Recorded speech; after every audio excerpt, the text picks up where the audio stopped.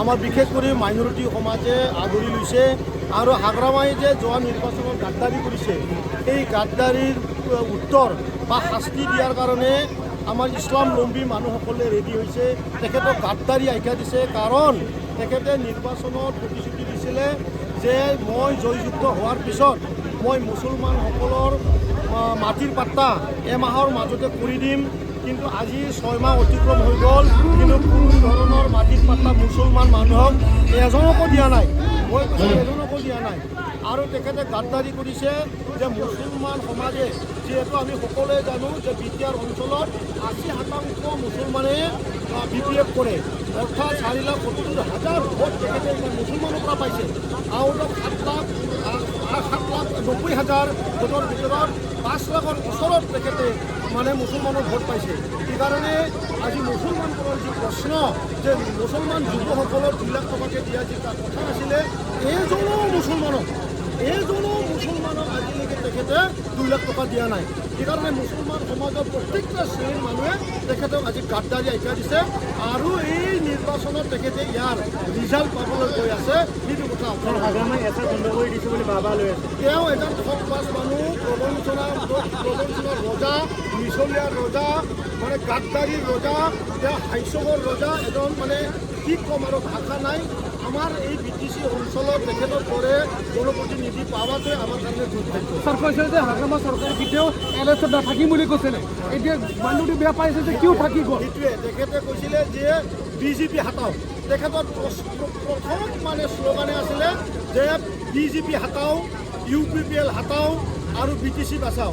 আৰু তেখেতে মাইনৰিটি সমাজক কৈছিল যে আমি অকলে চৰকাৰ কৰিম, আমি অকলে থাকিম, আমি মাইনৰিটিসকলক নিৰাপত্তা দিম, তেনেকুৱা কথা কৈছে। কিন্তু 28টা চিট জিকাৰ পিছতো তেখেতে মাইনৰিটি সমাজক ভৰিত মোহৰাই তেখেতে ৰাতিৰ ভিতৰত NDA তথা BJPৰ লগত তেখেতে এলায়েন্স কৰিছে।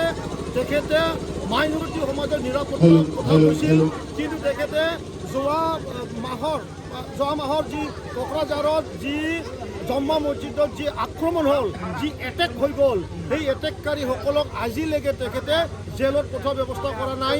শ্ৰীৰামপুৰত এজন মুছলমান যুৱকক যি ধৰণে নিলজ্জা লঞ্চিত কৰিলে, সেই লঞ্চিত কৰা ব্যক্তিসকল BPFৰ চিণ্ডিকেট চলোৱা ব্যক্তিসকল হয় আৰু তেখেতসকলক আজিলৈকে তেখেতে শাস্তি দিয়া নাই বা শাস্তি লোৱাৰ কাৰণে একো এনেকুৱা ব্যৱস্থা কৰা নাই। মই ভাবোঁ মুছলমান সমাজক তেখেতে বিগত 25 বছৰ ধৰি তেখেতে মানে প্ৰবঞ্চনা কৰি আহিছে, ঠগবাজ কৰি আহিছে, গাদ্দাৰী কৰি আহিছে। মই সেই কথা ছাৰ এমেণ্ডমেণ্ট বিলৰ কথা কৈ আছে যে এমেণ্ডমেণ্ট বিলটো মানে প্ৰমোদ বড়োৱে চৰকাৰে চিন্তা কৰি আছে, কিয়নো দিছপুৰ লাগে ডাইৰেক্টলি কাউন্সিলত পইচাটো আহক বুলি কৈ আছে। ছাৰ BTC আৰু BTR চুক্তি, এই দুটা চুক্তিয়ে হ'ল আমাৰ অঞ্চলৰ মানে শক্তিশালী কৰা এটা ব্যৱস্থাৰ মাজতে এটা চুক্তি। আৰু BTR চুক্তিত আমাৰ 125 এমেণ্ডমেণ্ট বিলটো ৰূপায়ণ কৰাৰ কাৰণে ইয়াৰ 60টা সমষ্টি যি কৰাৰ যি আমাৰ চুক্তিত আছে আৰু বেছি মানে পাৱাৰফুল, বিশেষ কৰি ইকনমিকেলি যি পাৱাৰফুল যি ষ্ট্ৰেট ফাণ্ডিং, চিধা দিল্লীৰ পৰা ফাণ্ডিং আমাক লাগে আৰু সেই চুক্তিৰ দ্বাৰা ইয়াত আছে। এইকাৰণে আমি কৈছোঁ আজি UPPL যদিও যদি কিবা কাৰণ আমাৰ যদি ৰাজনৈতিকভাৱে আমি সক্ষম নহওঁ, মুছলমান ভাইসকলে যদি আমাক মৰম নকৰে, তথাপিও কোনো পৰ্যায়ে আমাৰ ভয় নাই।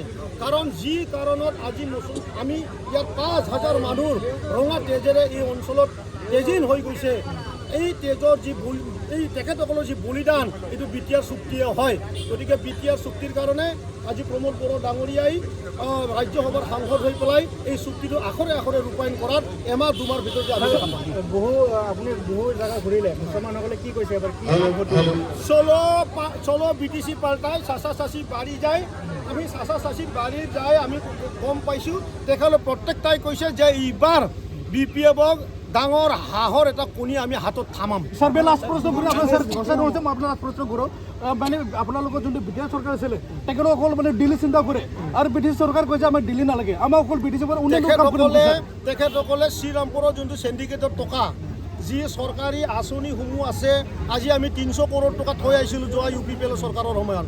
তেখেতসকলে এই 300 কৰোৰটো তেখেতসকলৰ যি লাভাৰসকল আছে, যি 2 নম্বৰী প্ৰেম কৰা মানে মহিলাবিলাক আছে, বোৱাৰীবিলাক আছে, আৰু তেখেতসকলৰ মানে ফেমিলি এটা আঁচনি বনাই ল'লে। কোনো যুৱককে তেখেতসকলে 2 লাখ টকা নাই। VCDC চেয়াৰমেনে তেখেতসকলৰ যুৱক ইউথ হয়, প্ৰাইমাৰী প্ৰেচিডেণ্ট ছেক্ৰেটাৰীয়ে তেখেতসকলৰ ইউথ হয়, আৰু ওমেন শাখাৰ ছেক্ৰেটাৰী প্ৰেচিডেণ্টসকলে তেখেতসকলৰ ইউথ হয়। মুঠতে 300 কৰোৰ টকা তেখেতসকলে নিজৰ পকেটত পুৰা সোমাই ল'লে। এই কথাটোৱে তেখেতসকলৰ শ্ৰীৰামপুৰত কি চিণ্ডিকেট চলিছে বুলি ভাবে আপুনি? আমি এইবিলাক গম নাপাওঁ। এনডিএৰ পৰা অলৰেডি আউট হ'লো, আৰু থাকিব নাই কি প্ৰশ্ন? আমি এনডিএৰ পৰা আউট হ'লো। যোৱাবাৰ আপোনালোকে দেখা পালে নহয়, আপোনালোকে বিজেপি এজনো MLA আমাৰ ৰাজ্য সভা সাংসদৰ চহী কৰা নাই। আজমল ডাঙৰীয়াৰ 3টা MLA তেখেতে চহী কৰিছে, এইটো মুখ্যমন্ত্ৰী ডাঙৰীয়াই কৈছে। আমাক অলৰেডি BPF আৰু UPPLৰ লগত মিত্ৰতা কৰিবলৈ কৈছে। BPF আমাক এটাও চিট নিদিয়ে। যদিও আমি থাকিব বিচাৰোঁ, আমাকতো কেতিয়াবা লাট মাৰি পঠাই দিছে। UPPLক BJP আৰু BPF কেতিয়াবা লাট মাৰি পঠাই দিছে। দীপেন বড়ো খুব জেণ্টেল মানুহ, তেখেতৰ প্ৰতি সকলো মানুহ শ্ৰদ্ধা আছে, আৰু তেখেতে যিহেতু সকলো শ্ৰেণীৰ মানুহৰ লগত, সকলো সমাজৰ লগত কাম কৰি আহিছে।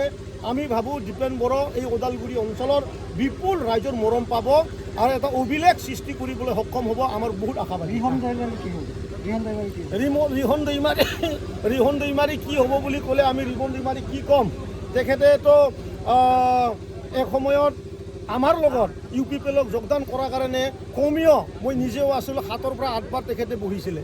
কালি যদি বেয়া দিন হয়, ৰিহন দৈমাৰী UPPLতে জইন কৰিব। অলৰেডি আমাৰ লগত কথাই পাতি থাকে। ছাৰ চৰণ বৰা কৈছে আপুনি বোলে নাটক কৰি আছে এইবিলাক গোটেই BTC পাল্টাৰ কথাটো কালি কৈছে তেওঁ। নাটকে হওক বা সঁচাই হওক, ৰাইজৰ লগত আমি গৈ সঁচা কথাটোৱে কৈছোঁ যে আপোনালোকৰ মুছলমান ভাইসকলৰ হৈ পেলাই মই প্ৰশ্ন সুধিছোঁ যে মুছলমানৰ ভোট লৈ পেলাই মুছলমানৰ মাটিৰ পাত্তাটো কিমান দিছে? সেইটো আমাৰ প্ৰশ্ন। যিহেতু মুছলমানসকলে এতিয়া টুপি পিন্ধিবলৈ ভয় খায়। মুছলমান ভাইসকলে আজিৰ দিনত কিছুমান ঠাইত টুপি পিন্ধিবলৈ ভয় খায়। এইকাৰণে মুছলমানৰ শক্তি হৈ তেখেতসকলৰ ব্ৰাদাৰহুডটো মই ৰক্ষা কৰি পেলাই মোৰে টুপিত মই টুপি লগাই পেলাই মই হাগ্ৰামা ঘটিছোঁ। 80% ভোট লৈ পেলাই তুমি এতিয়া মুছলমানৰ কিমানজন মানুহৰ মাটিৰ পাত্তা দিছে? 1964ৰ মাটিৰ কাগজ আৰু কিয় বিচাৰিছে? চাৰ্কল অফিচসমূহত আজি যদি মাটিৰ পাত্তা বা এলটমেণ্ট কৰিবলৈ যায়, 1964ৰ কাগজ কিয় বিচাৰিছে? তাৰে আগৰ কাগজ লাগে। তেনে ইয়াত থকা মাইনৰিটিসকলৰ ক'ত কাগজ আছে? মই আগতে কৈছোঁ যে কাগজ ভাই এনেকৈ এটা বস্তু গাৰুৰ তলত থাকিলেও মানে বতাহ দি বেয়া হৈ যাব। আজি যে 2003ত BTC চুক্তি কৰাৰ সময়তে যিবিলাক আছে তেখেতসকলে BTCৰ বাসিন্দা বুলি কৈছিল। নিৰ্বাচনৰ সময়ত নিৰ্বাচন শেষ হ'ল, 6 মাহ অতিক্ৰম হ'ল। এতিয়া 1964ৰ যিগিলা মানুহৰ ভোট দিয়া বা NRCত কোনো ধৰণৰ প্ৰুফ দিব নোৱাৰে, আপোনালোকে কোনো মানুহে এলটমেণ্ট নাপায়। সেইকাৰণে কৈছোঁ আমি হাগ্ৰামায়ে মুছলমান সমাজৰ গাদ্দাৰী হ'ব।